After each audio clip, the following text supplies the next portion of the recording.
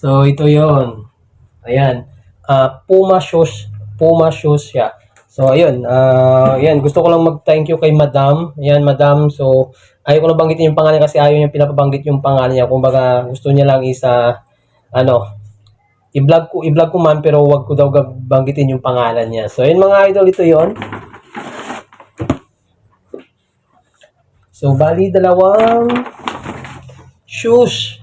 Bali, dalawang shoes yun mga idol yung binigay niya sa akin. So, magandang araw sa inyo. Yan ang video natin ngayon mga idol ay meron akong i-share lang sa inyo. So, siguro nakita nyo rin to sa post ko. So, hindi ko lang to na vlog kahapon.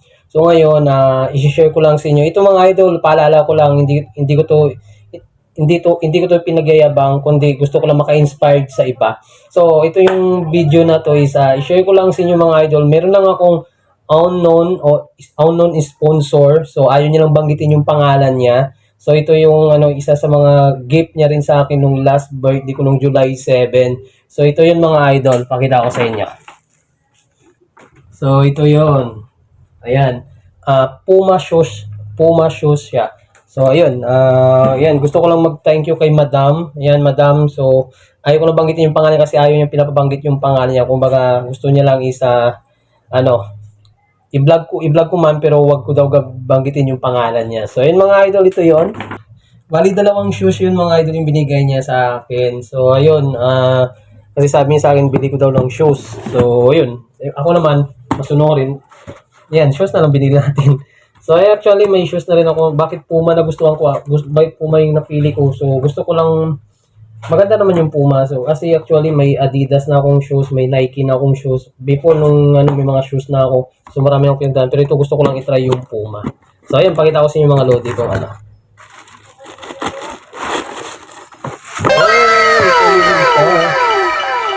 Pamporma mga idol, pwede na. Okay, yan. Yan ang isang shoes natin. So, sobrang ganda. Astig. Bango. Yung niya, spike niya, nagustuhan ko din siya. Yan. Puma, para naman. Pinopromote ko. Charot. Yan. So, pwede siya pang forma mga idol. So, sobrang ganda. Tapos ito naman yung isa mga lodi. Pakita ko din sa inyo. Okay. Yan, ito. Yan. Tapos, ito yung isa. Charan! Ayan, ito siya idol. Oh, di ba? Actually, running shoes to eh. So, yun, na-miss ko na mag-jogging.